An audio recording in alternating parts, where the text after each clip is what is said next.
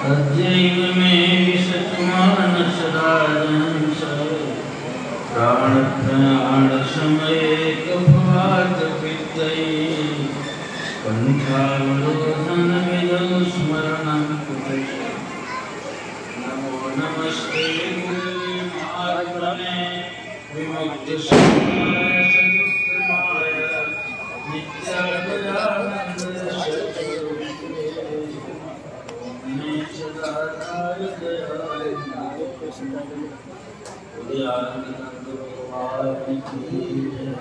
सद्गुरुदेव महाराज की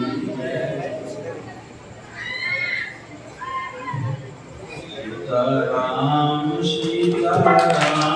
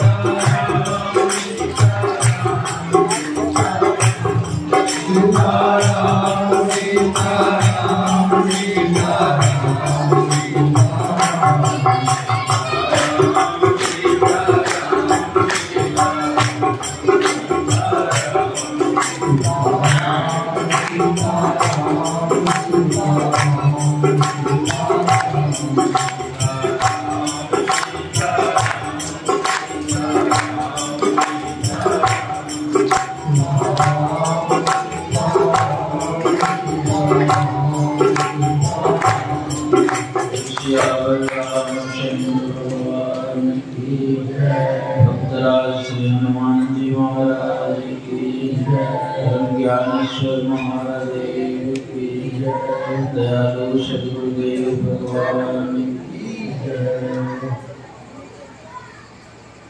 प्यारे गुरुमुख सत्संगी सज्जनवृंद तथा देवियों, अनेक प्रकार से भजन गाए और भजन की गहराइयाँ अनेक अनेक तरह से थी जो व्यक्ति के चित्तवृत्ति के अनुरूप होती हैं। अब कुछ लोग जो इस बीच में गवैया लोग हैं, उनको अपने गायन कला का जरा गरूर भी है कि हम बहुत अच्छा गाते हैं और अच्छा में बिगड़ जाता है। अच्छा जो गाने लगते हैं और फिर उनका मन उसकी अच्छाई बनाने पर इतना जोर देता है। ये खीर है 2 किलो दूध का और उसमें 7 किलो चीनी डाल दिया जाए तो वो काम का नहीं रहता। तो भजन को बनाते बनाते वो बिगड़ जाता है। और एक तो इनका प्रेम बना हुआ है, उस प्रेम से बाहर जा नहीं सकते, तो तैयार करके आते हैं कि गुरु बिन कौन गुबारे भव दुख। आज 17 साल पहले से ये उमेश महाराज का ये भजन गाते सुनता हूँ। वो भजन बदलता नहीं है, कारण यहाँ से जाने के बाद तो घर के गोरख धंधों में लग जाते हैं। भजन सीखने का, उसको याद करने का किसी को शौक तो होता नहीं है। ये सारे लोग ये रात दिन गाने वाले हैं, इनको बाजा छोड़ा दिया जाए और किताब न दिया जाए तो एक भजन भी नहीं बढ़िया से गा पाए।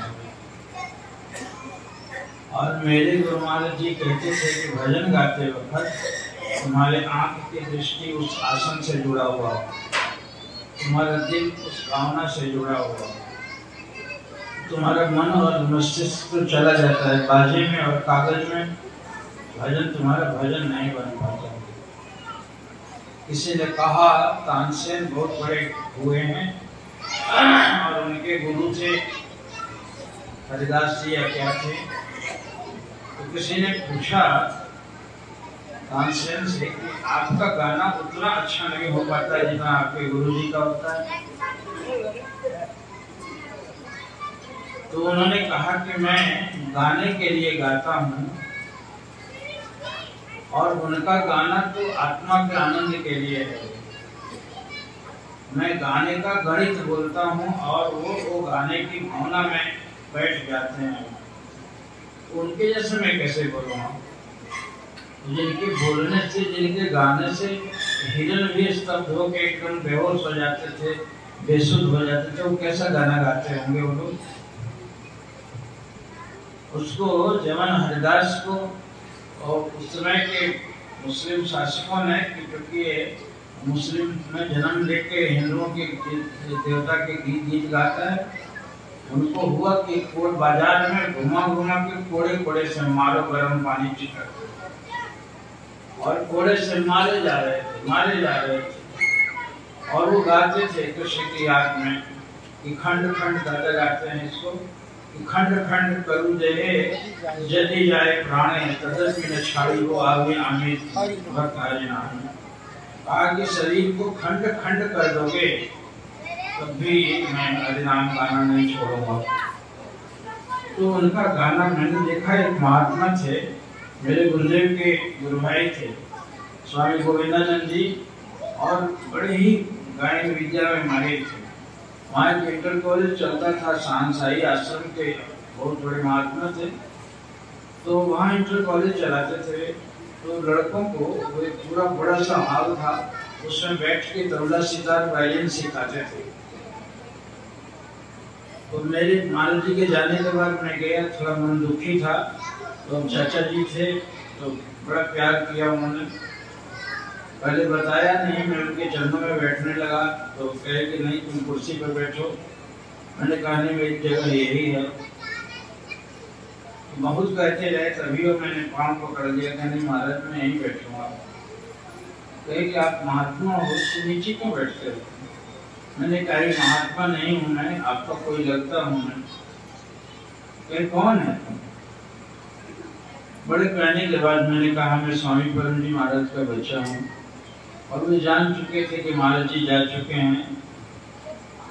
अब उठ के गोद से लगा लिया उन्होंने और कहा था कि बेटा अब तो कुर्सी पर नहीं, तुम्हें गोदी में बैठाऊंगा ना, मेरा भतीजा है ना, मेरे भैया का बच्चा बेटा है तुम, तो गोद में बैठ गए। तो उन्होंने कहा कि मूल से सूद प्यारा होता है, इसलिए तुमको सूद है। मुझे बहुत प्यार किया उन्होंने, बहुत प्यार किया।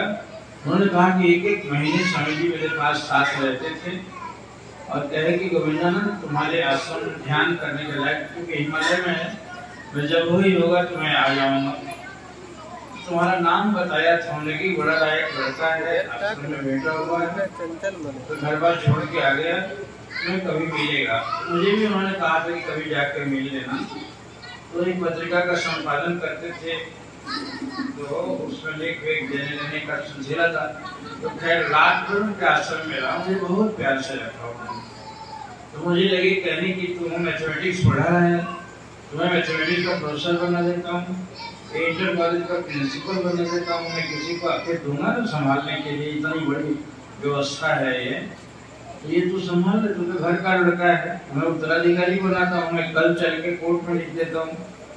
हमने कहा स्वामी जी अभी विक्षिप्त है मन में, गुरु महाराज जी के जाने के बाद से ये सब कुछ सुहाता नहीं है, ये पदवी और तकलीफ है, ये सब नहीं करूँगा। मुझे कहा कि तुम्हें गाना सिखाऊंगा, मैं कि मैं रोना सिखाऊं, मैं रो के गाना सिखाऊं, मैं गा के रोना नहीं आता मुझे। और मैं महाराज के सामने भजन बनाता था दिन में और रात में सुनाता था, और सुनाते सुनाते मैं रोता ही रहता था। गाना बजाना तो मुझे आता नहीं था, अब पद्य लिखना आता था। अभी जो सब जितने भजन सुनाए गए वो मेरी रचना है।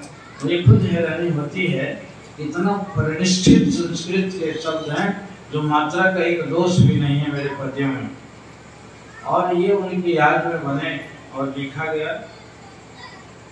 तो वो उनके लिए रो रो के गीत गाता था, सुनाता था।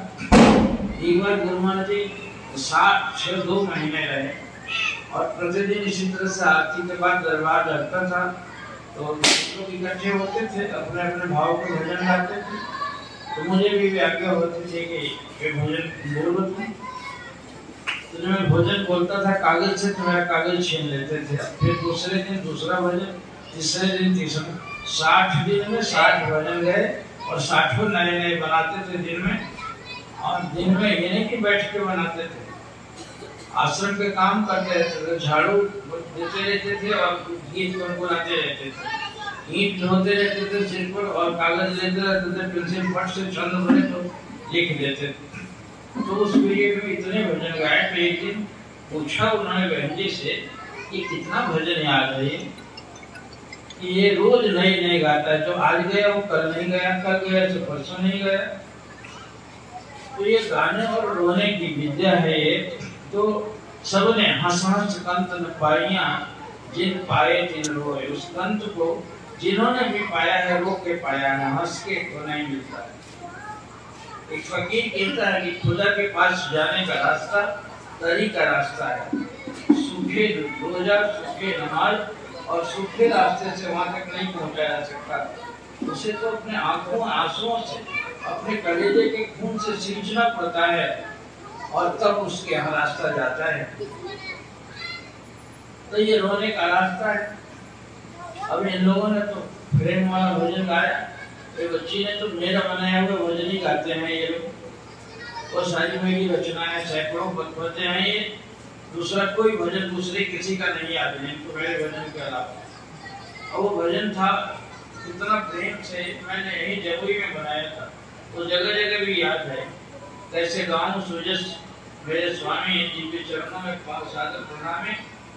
हॉल में दरबार लगा था, गुरुमा जी का जन्मदिन था और मैं कमरे में गीत सीख रहा, लिख के आया और सुनाया है, जमुई के रचना है। और उसके पहले जो गया था, हे नाथ जगत उद्धार ही नरदेह धारा आपने, सद्धर्म संस्थापन किया तुझसे उबारा आपने। हे ताकुला प्रकटित कुलकतन सुवन कृष्णानंद के, लक्ष्मी तनय गौरांग गुरु गंभीर गानानंद। जय जय परम पुरी प्रेम पति परिपूर्ण प्रेम निधान की। ऐसे ऐसे ये लिखा था मैंने ऊपर उस हवा में बैठ के, और जन्मदिन के लिए दिन लिखा था, उसी पर था। तो ये सारे भजन किसी किसी अवसर पर बनाए गए हैं। तो उनके जन्मदिन पर भजन बनाया था। तो दिन भर कागज लेके ढूंढता रहता था मैं और रात में गीत गाता था। तो ये गीत गाते थे तो मुझे तो वो स्मृति याद आती है जब ठाकुर के सामने वे बैठे होते थे और गाते थे उनके। अब आज तो परिस्थिति बदल गई है, हवा में है भगवान, दिखते तो है नहीं। और उस समय भगवान सामने प्रत्यक्ष होते थे और हाथ जोड़ के हे नाथ जगत उद्धार हेतु नरदेह धारा आपने। ये शुभ जन्मदिन पर 100 आपकी विनती आपकी यह जन्म सेवा में लगे सब भारत में सरकार पर ये प्रतिबंध था उनके जन्म। आज का प्रसंग बड़ा प्रेम संबंध है आज के दिन से। 2 दिन पड़ रहा है, कल 8 जुलाई भी, 8 जून को भी उनका जन्मदिन था और आज ज्येष्ठ शुक्ल एकम को भी था। तो आज कई बार अनेक बार आप लोगों के बीच ही रहना पड़ा है और ये जन्मदिन मनाया भी जाता है। दुनिया में आए बहन जी एक बार इसी अवसर पर आई हुई थी, काफी बड़ा समारोह था और उस समय उस मंदिर का जो है आसन है वहाँ गुरुमाल जी के पवित्र दांत को रखा गया है शादी के बहन जी के हाथ से। तो उस समय भी कार्यक्रम हुआ था। तो बड़े रौनक था, ऐसे ऐसे अवसर पर हम बराबर आते रहते हैं, होते रहते हैं। अब बात ये है कि पढ़ते तो हमें बहुत दिन से हो गए, लेकिन पढ़ना आया कितना दिन, ये सब आज मौका होता है आत्मनिरीक्षण करने का। कोई 2 साल, कोई 4 साल, कोई 5 साल, 10 साल, 20 साल के उपदेशी भी लोग हैं और 20 साल तक एक ही पाठ पढ़ता रहे तो विद्यार्थी को क्या कहा जाएगा? बड़ा मोदू है, मोदू शब्द उसके लिए नहीं हो। तो क्या हुआ? मैं कल सुना रहा था आचार्य जी कि वो गोस्वामी जी कहते हैं तब ही विभुजमन गुणी गोसाई जब उर्बल विराग अधिकारी। कहीं कि विरुद्ध कहते हैं रोग रहित मन तब माना जाएगा जबकि हृदय में वैराग्य का बल बढ़ता जाए। दूसरी पंक्ति में कहते हैं कि सुमति क्षुधा बाढ़ई नित नई और विषय आस दुर्बलता गई। कहे कि जब विरुद्ध मन हो जाएगा तो कहते हैं कि सुमति की क्षुधा बढ़े। क्या चीज की क्षुधा है? अभी तरह तरह के पकवान और व्यंजन की क्षुधा है। अब इतने नाना प्रकार के पात्रता वाले जीव बैठे हैं, बच्चे बैठे हैं, टॉफी के याद में उनकी जीभ उसके लिए लपलपा रही। इसमें बिरले कोई एकाध हैं जो ये इंतजार करते होंगे कि आज के इस अवसर पर स्वामी जी बोलेंगे क्या, तो उनको सुमति की क्षुधा बढ़ी हुई हो, अच्छी बात सुनने की और सीखने की क्षुधा बढ़ी हुई हो, और विषय की आस दुर्बलता। विषय 5 है, शब्द, रूप, रस, गंध और स्पर्श। ये 5 विषय में सब कुछ सब कोई कह रहे। तो ये संत कहते हैं कि अली पतंग गज मीन मृग जरत एक ही आंच, और तुलसी वे कैसे जिए जाके लागे 5। अली कहते हैं भौरा को जो सूंघता है कमल को, तो सूंघता है उसके पराग गुन गुन गुन गुन करते करते, और पराग शाम को कमलनी ऐसे बंद होती है, तो सोचता है कि अभी थोड़ा और गंध ले लें और गंध ले लें और गंध ले लें और गंध ले लें, तो से सूर्यास्त जैसे होता है और वो कमल बंद हो जाती है और उसी में घूमता रहता है। बड़ा ही एक प्रेम का चित्रण किया है किसी ने कि वो भौरा लकड़ी के मोटे मोटे कुंदे को काट के निकल जाता है, लेकिन कमल के फूल में रात भर बंद रहता है कि कल फूलेगा ना तो फिर सुबहेंगे, और उसी में घुट के मर जाता है। चाहता तो दांत से काट के जो लकड़ी का कुंदा काट देता है, वो कमल को उमर ककड़ियों को काट के नहीं निकल सकता था, लेकिन हम उसका प्रेमास्पद है ना, वो उसका प्रेमी है, तो अपने प्रेमी में दांत कैसे लगावे, और उसमें घुट घुट के मर जाता है। सवेरे जब खुलता है तो देखते हैं कि मरा हुआ पड़ा हुआ। तो नाक के व्यसन के चलते एक नाक को सूंघने के आदि होके अली मर जाता है, पतंग मर जाता है रूप देखने का डर। ये ऐसे देखा कि बस बत्ती जल गई है और रूप का इतना ज्यादा पागल होकर उसके ऊपर पतंगा गिरता है, जाता है वो रूप लेने के लिए, लेकिन पंख जल गया और इतने पतंगे मर जाते हैं। तो अली पतंग गज कहते हैं हाथी को, और हाथी को काम का विकार है उसके अंदर में। वो कागज की हथनी बना के रख दी जाती है जंगल में और गड्ढे के अंदर में, पेंटर्स एकदम बिल्कुल हथनी को बना देते हैं उसी तरह से, और जंगली हाथी जाता है झांकता है तो कहता है हथनी है, और उसके ऊपर कूद पड़ता है। कूदता है तो कागज का खिलौना रहता है, उसमें खिलौना टूट गया और उसी में पड़ गया। अब उतना भारी शरीर लेके उतना गड्ढे में 8 फीट से ऊपर तो जा नहीं पाता है, तो 2 दिन 4 दिन 5 दिन तक भूखे रहते रहते रहते कमजोर हो जाता है, और जब एकदम आवाज चिढ़ाने की ताकत नहीं रह जाती भूख के मारे, तो उसको रस्सी से किसी तरह से निकालता है और घर में थोड़ा थोड़ा खाना देके और उसको उसके सिर पर मार मार कर अंकुश से, और हाथी जैसे बलिष्ठ जानवर भी वो कैद में पड़ जाता है, आदमी से कई गुना ज्यादा ताकत, और आदमी का नशाई नाचता फिरता है। तो अड़ी पतंग गज और मीन कहते हैं मछली। मछली को जीभ का जायका है, ये रसनंदी कहा जाता है, रस लेने। और वो मछली उसमें बंसी में लगाए रखता है चारा, और उसको लेने के लिए जाती है लक्ष्य की, बड़ा सुंदर मांस है इसका, और जैसे करती है तब तक से खींच लेता है और उस गला मार के और मछली पकड़ के गई मरे। अली पतंग गज मीन, मीन कहते हैं मछली को, और मृग कहते हैं हिरण को। हिरण कान का बीमारी है उसको, सुनने का। वो लोग बीन बजाते हैं जाके, बजाने वाले, और इतना प्रेम से बीना बजाते हैं कि उसकी आवाज सुन के जंगल से कूदता हुआ हिरण आ जाता है और वहां नजदीक रह के और एकदम झूमना शुरू कर देता है। बिल्कुल बेसुधी हो जाती है उसको, और उसी के बीच में पकड़ने वाले धीरे धीरे धीरे धीरे जाके उसके गले में फंदा डाल देते हैं और फिर हिरन कैद में आ जाता है। तो कहते हैं कि अली पतंग गज मीन और मृग जरत एक ही आँच, एक ही इंद्री के चलते ये मरते हैं। और इंसान को तुलसी ये कैसे जिए जिनको लागे पांच, इसको पांचों बीमारी है, रूप रस गंध स्पर्श पांचों का आदि है ये। तो जब एक एक से वो लोग मर जाते हैं तो इसकी बड़ी दयनीय दशा है ये। एक ही कारण है कि इसके पास में सत्य का विवेक किया हुआ है, और उन जानवरों के पास में भला बुरा सोचने का विवेक नहीं। इस विवेक से इंसान यदि काम ले, इन पांचों इंद्रियों को जितना खुराक चाहिए उतना ही दे, अवांछित एक्सेस उसके अंदर में जो दिशा होती है वो इसको खा रही है। धन है खाने के लिए, एक लिमिट भी होना चाहिए। कमाते कमाते कमाते कमाते मरने के दिन तक से।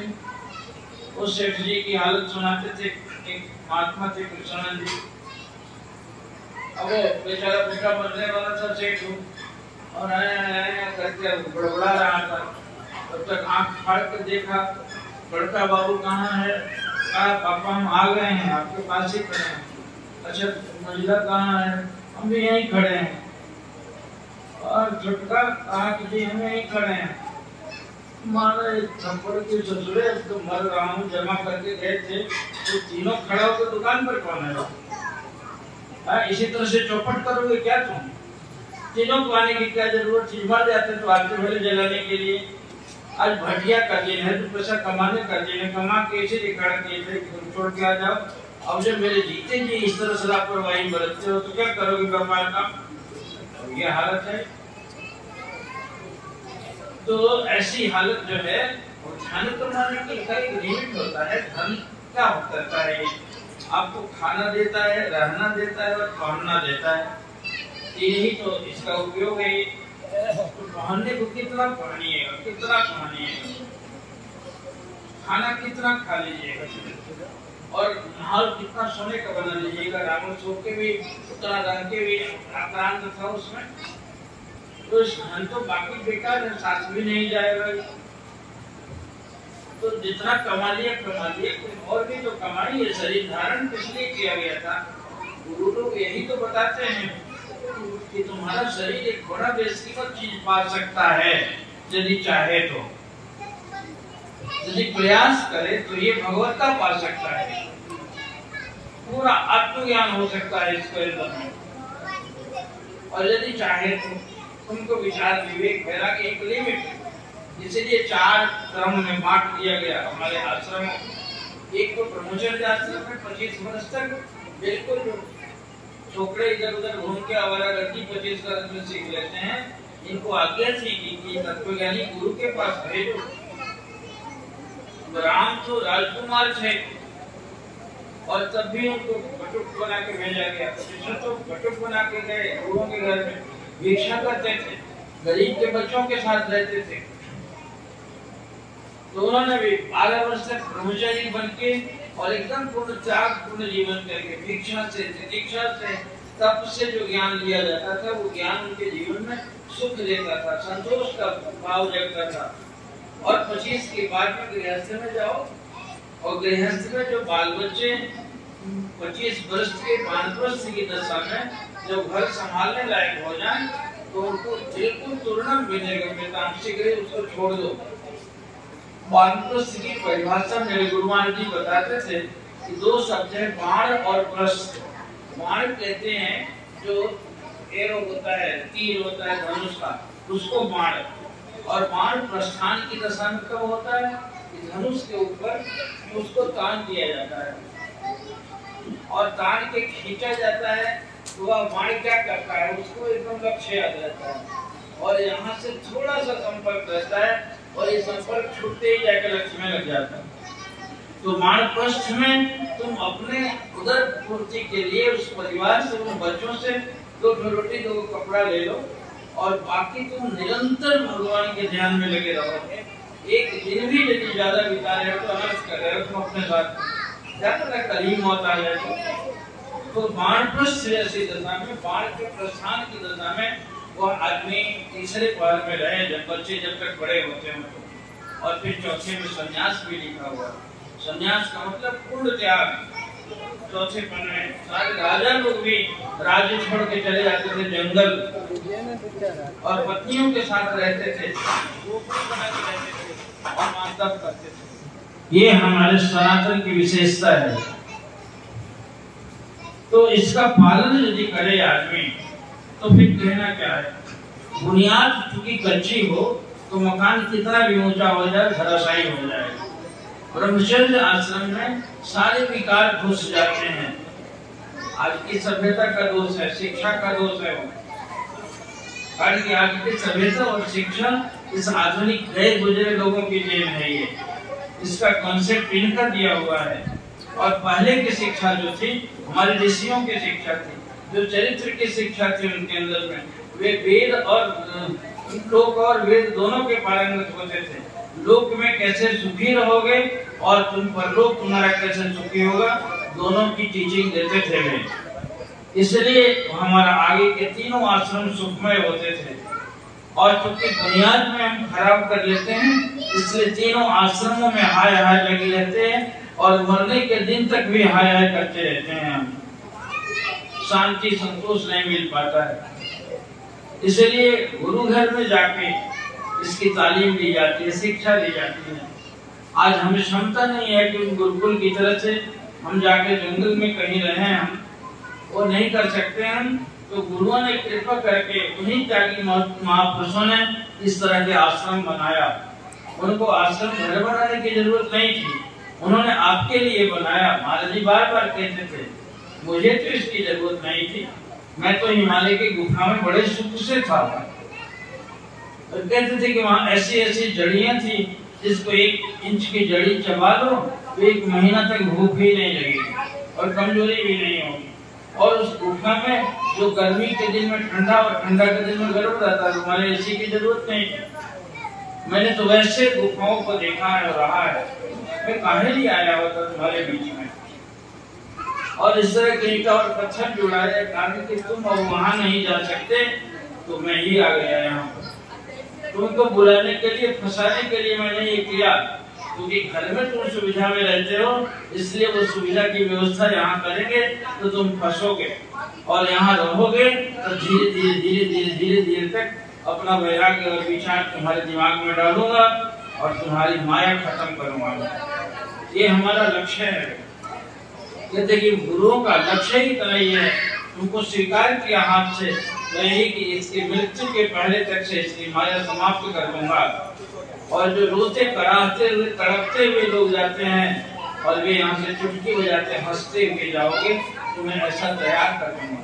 वे कहते थे कि बेटा मेरी सेवा करने का फल ये नहीं है मैं चुटकी में तुमको 7 मंजिला मकान दे दूंगा, मैं ऐसा नहीं कि तुमको ये कर दूंगा, मैं ऐसा नहीं कि जादूगरी करना नहीं आता मुझे, मैं इतना जरूर कर दूंगा कि तुम टुक हो जाओगे तब भी अपने धर्म से विचलित नहीं हो।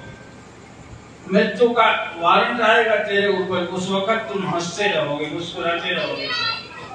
मौत आया है, मैं स्वीकार करता हूँ और इस दिलेरी के साथ तुम यहाँ से जाओगे। मेरी सेवा करने का और मेरी सोहबत का आनंद तुमको अंतिम समय में पता चलेगा कि मैंने क्या दिया तुमको।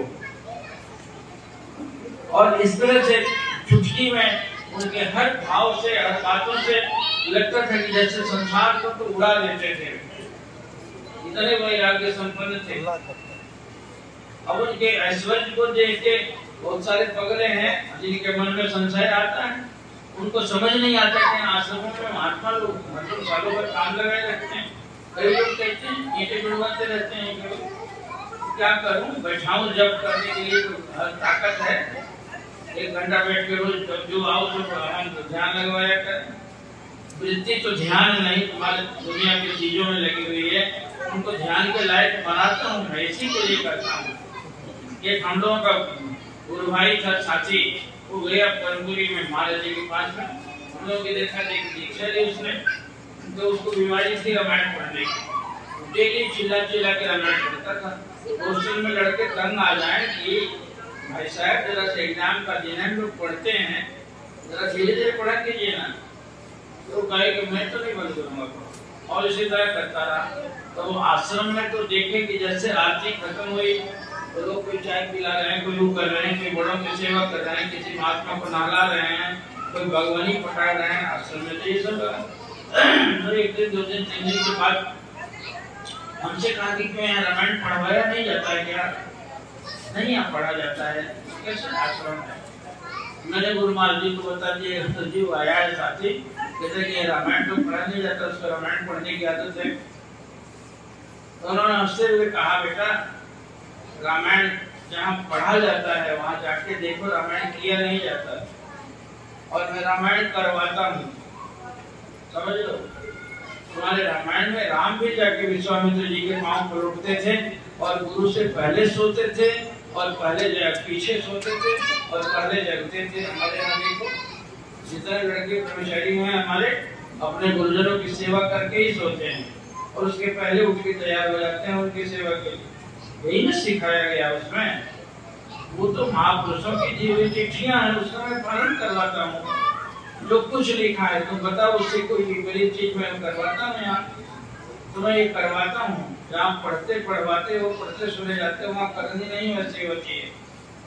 और वो जहाँ पढ़ते होंगे उनको भाई से जरूर सिर फुटा हुआ होगा और मुकदमा चलता होगा। पढ़ते हैं रामायण और भरत की शिक्षा पढ़ते हैं, और भाई से मुकदमाबाजी चलती है। माता पिता की आज्ञा नहीं मानते, ये सिखाया है उसमें। और याद है, बड़े सस्वर पढ़ के हम रामायण सुना देंगे आधा घंटा। हमको इतना याद है, किस काम के लिए याद है भाई? अब वो कथाकार थे, तो कोई रामायण की कथा कर रहे थे। एक दिन कथा में बड़ी लेट हो गया, तो बड़ी देर से आए, माथा में पट्टी बांधे हुए थे। तो लोग घबराए थे, श्रोता लोग, क्या हुआ जैसे क्यों आए पंडित जी? तो कहे कि देर हो गई है, क्या करें, आज भाई के साथ झगड़ा हुआ, उसके खेत में हमारा बैल चला गया, उसमें गाली गलौज हुआ, उसको भी मार दिया मैंने, सिर फट गया, उसका ज्यादा लगा है, उसी ने मार दिया, थोड़ा चोट लग गई। कोई बात नहीं है, चलता हूँ, आज तो भरत चरित्र ही ना सुनाना है, तो उसको सुना लेता हूँ। सिर फुटबोल हो गया भाई से, और भरत चरित्र सुनाना है। अक्सर ऐसा ही होता है, जो ज्यादा दिखावा होते हैं। मैं तो कहता हूँ, मैं सुबह से शाम तक जो लोग आते हैं उनको खिलाता हूँ, डॉक्टर साहब जिसके गवाह हैं, और तरह तरह की चीज बनवा के खिलाता हूँ और बातें करता हूँ। मुझे तो पूजा करते कोई देखता नहीं है, तो मैं पूजा कब करता हूँ? तो पूजा तो अपने प्रियतम से मिलने का एकदम एकांतिक समय है। मैं तुमको क्यों बताऊं कि मैं कब अपने प्रियतम से मिलता हूँ? प्रेमी से कोई मिलता है तो बताता है, छिपाता है इस बात। अब मैं कब मिलता हूँ, कितनी देर मिलता हूँ, कैसे मिलता हूँ, मेरा जमीर जानता है। तुम क्यों जानो? वाहवाही कराने के लिए। इसलिए बाहर मुझे नहीं देखेगा कि मैं पूजा करता हूँ, और पूजा मैं कर लेता हूँ। मैं 3 बजे के बाद मुझे कुछ सोता ही नहीं, मैं उठ के बैठ जाता हूँ। उस समय तो हमारी पूजा तुम नहीं देखती। और जो 8 बजे तक इतनी पोथियां लेके बैठे हुए हैं, और उनकी पूजा तो 500 आदमी देख लेते हैं कि बड़े पुजारी हैं। ये कहा जाता है कहवाने के लिए पूजा करना है। पूजा तो अपना आंतरिक भाव है, मैं गुप्त से गुप्त होना चाहिए। मेरी पूजा कब होती है? तुम क्यों देखो, आंख नाक मुंह ढाक के और नाम निरंजन ले, अंदर का पट कब खुले जब बाहर से कोई दे। बाहर का पट बंद होगा, बाहर से दिखावा बंद होगा, तभी अंदर का पट खुलेगा। तो ये पूजा करना गुरुदेव ने सिखाया। सच्चे गुरु यदि मिले गए जीवन में, फिर कहना ही क्या है। कहते तुलसी, इस संसार में 5 रत्न है सार, साधु संग, सदगुरु शरण और दया दान उपकार। ये संसार में आके 5 यदि नहीं किया तो उसका जीवन बेकार गया। कहते ये 5 रत्न है सार, ये रत्न है, इसी को संग्रह करो, इस साधु की संगति करो। सच्चा साधु, साधु मतलब संतोषी, साधु मतलब जटर बढ़ाया हुआ नहीं, संतोष जिसमें हो, विचारवान जो है, वैराग्यवान जो है, उस साधु की संगति करो, सदगुरु की शरण ले लो और दया करो सब पर। जो दयनीय हालत जिनकी है उनके ऊपर रहम करना सीखो, और फिर अपनी कमाई से जो अधिक है उसमें दान करो और उपकार करो। बस साधु संग, सद्गुरु शरण और दया दान उपकार, ये 5 रत्न है साहब। ये 5 रत्न जिसको मिला हुआ है वो महाभाग्यशाली है, बड़ा ही भाग्यशाली है। तो ऐसा होना चाहिए। गुरुदेव ने अपने दीर्घ काल के जीवन में ये सिखाया, जीने की पद्धति सिखाया। दुनिया जहान के प्रति, जीवन और जगत के प्रति तुम्हारा कैसा भाव होना चाहिए, जीवन क्या है और ये जगत क्या है, इसका रहस्य समझाया उन्होंने। और बता के नहीं कि क्लास लेके समझाया, उनका अपने आप का जीवन की शैली ही बता रहा था कि जीवन क्या होता है, किस लिए होता है, और जगत किस क्या चीज है, जगत की कितनी उपयोगिता हमारे अंदर में है। बस उतनी ही नाव की उपयोगिता है कि हम नाव के ऊपर चढ़े और नाव पानी में रहे, और पानी नाव के बाहर रहे तब तो नैया पार करेगी, और पानी घुस जाए नाव के अंदर में तो डुबा देगी। हम संसार में रहे, संसार मेरे भीतर न रहे। संसार आया तो डूब गए जितने लोग भी। संसार का मतलब संसार का जस, धर्म, धन, जितना कुछ है संसार में जो हासिल किया, और वो चीज नहीं है। जो चीज हासिल करने के लिए यही साधु संत, सद्गुरु शरण, दया दान उपकार, जिन्होंने 5 रत्न जमा किया, वे जीवन के राज को जाने और जगत के राज को जाने। जगत का इतना ही उपयोग है जीवन में, इससे ज्यादा जो इसकी उपयोगिता के पीछे पड़ता है वो पछताता है। काल कर्म ही ईश्वर ही और मिथ्या दोष लगाए। तो ये जीवन की शैली, जीवन की प्रेरणा दी गुरुदेव ने अपने विद्यालय में हासिल करके, अपने चरणों में लगा के। वे महाभाग्यशाली हैं। आज के करीब करीब 115 साल पहले गुरुदेव महाप्रभु अल्मोड़ा के उस पवित्र भूमि पर, धरती पर, पवित्र कृष्णानंद गुरुहरि के वंश में इकलौते पुत्र के रूप में जन्म लिए, और एक बच्चे की मृत्यु देखी उन्होंने। अपने साथी था 13-14 साल की उम्र का, और उसको जलते देखा तो एकदम चित्कार कर उठे। पिताजी को बोले कि ये क्यों जला दिया, घर ही वाले जला भी देते हैं क्या? कि हाँ बेटा, सबको जलाया जाता है। तो आप भी मुझे जलाइएगा, अभी तो स्कूल से देर होती है आने में, तो रोने लगते हैं और कलेजे से सटा के मुझे रखते हैं, क्योंकि माँ मर चुकी थी बचपन में। तो एक दिन आग में झोंक दीजिएगा, फिर कैसा प्रेम है ये? तो इससे मरने से उबरने का कोई उपाय है? कि हाँ, शिव जी को जो प्रसन्न कर लेता है वो मरता नहीं। तो कहेगी तो फिर उसी को क्यों न पाए, पढ़ाई या लिखाई, ये घर बार, दुनिया के लोग, ये सब बेकार नहीं है। तो मर जाने पर सब छूट जाएंगे, तो सब जला देंगे। जलाने ही वाले आग के सामने देखा, मेरे दोस्त को जला दिया इन्होंने, और घर के माई बाप भी नहीं जला दिए, और रात को उनके गोद में सोए थे और गोद से निकल के भाग खड़े। कहाँ? अल्मोड़ा के उस पहाड़ को लांघते लांघते लांघते लांघते, और वहां से पैदल 14 साल के बच्चे भाग भाग के बरेली गए। एक गाड़ी लगी तो उस पर चढ़ गए, सोचे कहीं जाएगी। शिव जी तो सब जगह हैं, और कहाँ शिव जी को पता था कि काशी में रहते हैं, तो काशी जाने के लिए चढ़े, और वो गाड़ी चली गई लाहौर चली गई। वहाँ लाहौर स्टेशन पर गुरुदेव का वहाँ जमावड़ा था, उसने भगत लोग वहाँ खड़े उनका सत्कार कर रहे थे। उन्होंने कहा कि इनको पता तो होगा साधु ने कि शंकर जी कहाँ रहते हैं, तो उनको जाके प्रणाम किया। उन्होंने दुबले हो गए थे, मुँह सूखा था, कई दिन से खाए नहीं थे। उन्होंने पूछा, बेटा क्या चाहते हो, कौन हो तुम? बोले मैं ब्राह्मण हूँ। आप ब्रह्म को जो जानता है वो ब्राह्मण होता है, तुम जानते हो ब्रह्म को? आप सोचो नहीं जानता, आप जला दीजिए। कहे जलाने के लिए तो मैं उसकी कीमत लूंगा, कहा दे दूंगा, मेरे पास कीमत तो कुछ है नहीं, पैसा तो नहीं है मेरे पास एक भी, एक जो है वही दे सकते हो। कहा कि हाँ, आगे इसके बदले में सिर लूंगा, पैर दे दूंगा। ले आओ भाई, तगड़ा लड़का है, कटार ले आओ।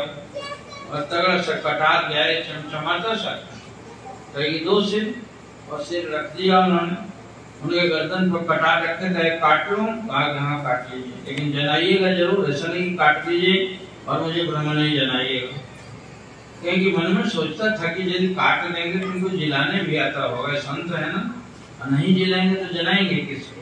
इसलिए कभी कष्ट होता है दांत दबाए हुए ताकि चलो कटवा ही लेता हूँ, और बस काटो काटो काटो, हाँ काट लीजिए काट लीजिए काट लीजिए। फिर हटा के कहा कि वाह वाह बड़े पक्के हो यार, बड़े पक्के हो। और उस समय उन्होंने शरणों में रखा और संन्यास लिया। अपनी 14 वर्ष की अवस्था में जिद पकड़ लिया मैंने, मुझे साधु बनना, मुझे साधु बनना, मुझे साधु बनना। उन्होंने कहा मैं ब्याह कर देता हूँ, मैं पैसे दे देता हूँ, घर चला जा।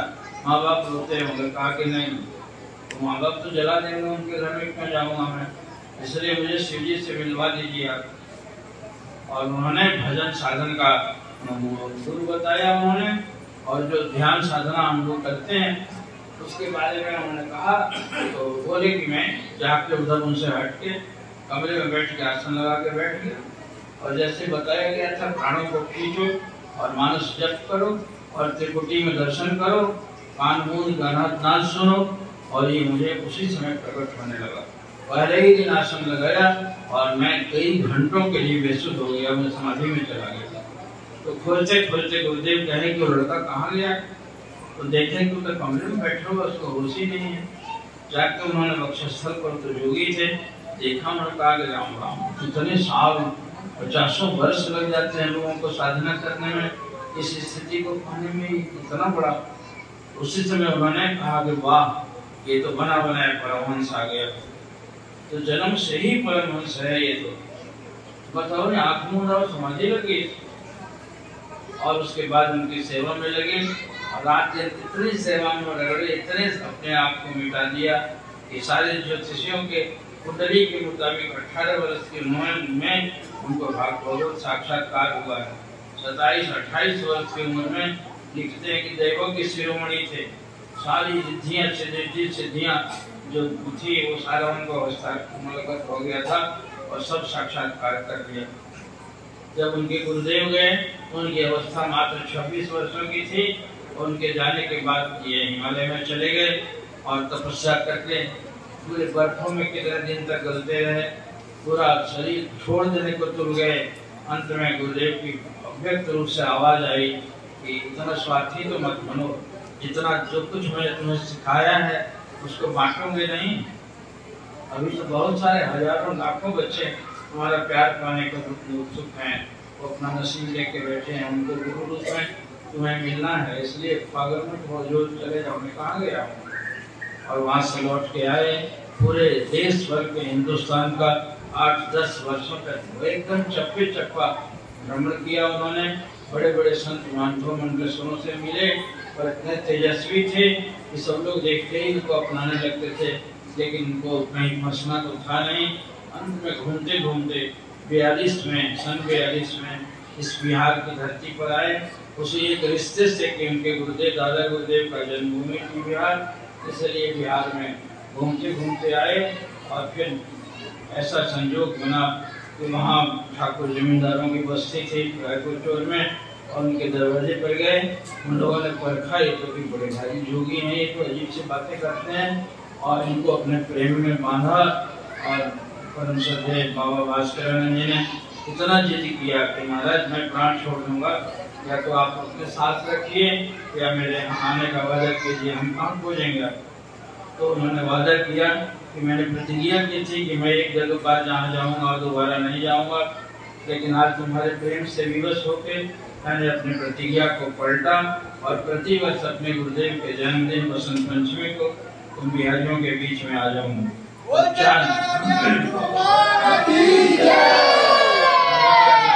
40 वर्षों तक कहीं भी रोके नहीं, बिल्कुल लगातार बसंत पंचमी को यहाँ आते रहे, और पूरे बिहार में घूम करके, पूरे साउथ बिहार में तो धूम मचा के रख दिया।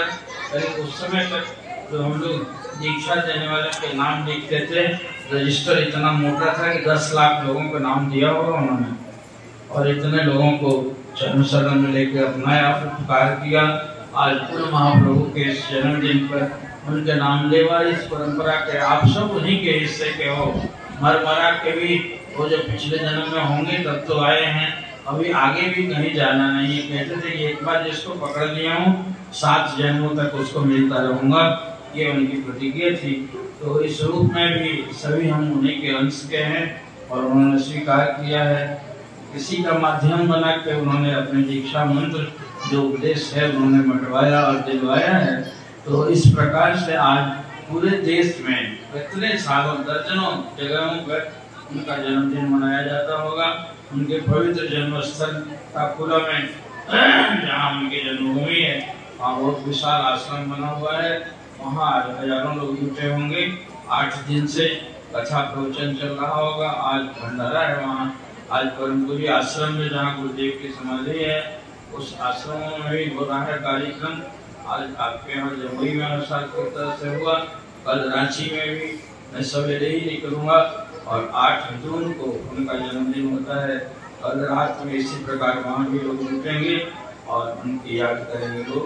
तो गुरुदेव का संदेश उनका उपदेश इतना ही है कि संसार कम मिलता है या ज्यादा मिलता है कोई माने नहीं रखता। ये गुजरी कुछ तकलीफ में क्या गुजरी अच्छी जिंदगी हर तरह कट जाएगी इंसान की। एक एक दिन तो यात्रा आगे बढ़ ही रही है ना। असंतोष क्यों करना? संतोष धन को लेकर बिल्कुल बुलंद रहना है कि प्रभु जितना मेरे प्रारंभ में आपने बहुत दिया है, बहुत दिया है, थोड़ा नहीं दिया है और इतना काफी है। और मृत्यु के दिन तक आप मिले रहना। आपका डर नहीं छूटे, आपका नाम नहीं छूटे, आपका स्वरूप नहीं भूले और बस जब तक ये जीवन रहे तब तक इस सांस की गति के साथ आप मिलते रहना। और पुनः पुनः यदि शरीर का विराम होता है तब भी अगला शरीर लेते हुए मैं आपका सेवक बन के आऊँ, ये आशीर्वाद मांगना चाहिए। यही आज के इस कार्यक्रम की सफलता है।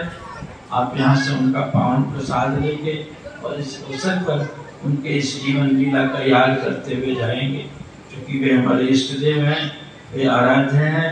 उनका जीवन भी हमारे लिए एक स्तंभ है जिसको देखकर हम परमार्थ की सीढ़ियों को पार करते हुए आगे की ओर बढ़ेंगे। अब देता हूँ हमारे दादाजी हैं, वे गुरु महाराज जी के इस अवसर के उपलक्ष्य में आपको आशीर्वाद प्रदान करेंगे। हरि ओम तत्सत। भगवान